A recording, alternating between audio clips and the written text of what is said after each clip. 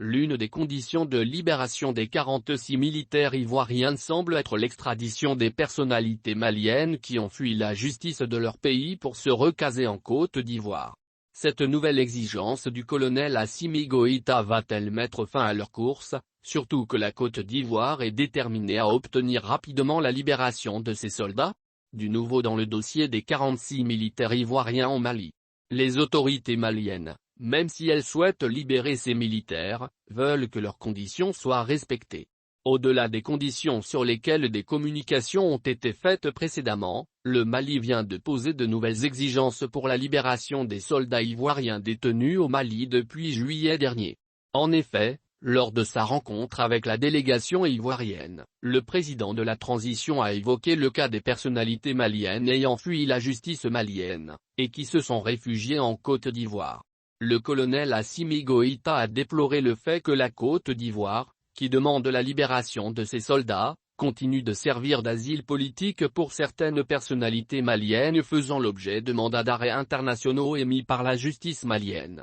Il a ajouté que ces mêmes personnalités bénéficient de la protection de la Côte d'Ivoire pour déstabiliser le Mali. Face à cette situation, la Côte d'Ivoire doit aussi faire le sacrifice. En quoi faisant?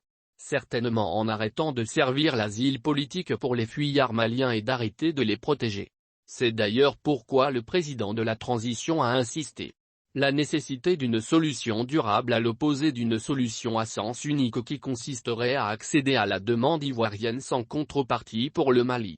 Beaucoup de personnalités maliennes, certains sous mandat d'arrêt international, ont trouvé refuge en Côte d'Ivoire.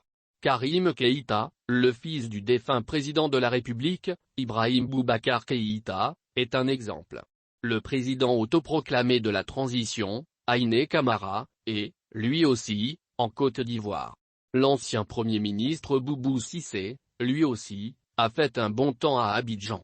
Des activistes très critiques étaient, eux aussi, à Abidjan. Bouba Fané est un exemple. Avec la nouvelle exigence des autorités maliennes, la Côte d'Ivoire, déterminée qu'elle est à obtenir la libération de ses militaires, va-t-elle livrer ses personnalités maliennes? Question. En tout cas, il ne faut rien écarter dans cette affaire. Le président ivoirien aussi subit des pressions de sa population. Va-t-il laisser ruiner les négociations en protégeant ses personnalités maliennes ou va-t-il préférer les livrer au Mali pour obtenir ses 46 soldats? Le futur nous le dira. Ce qui est sûr, c'est que ces personnalités maliennes réfugiées en Côte d'Ivoire ne sont pas en lieu sûr pour le moment.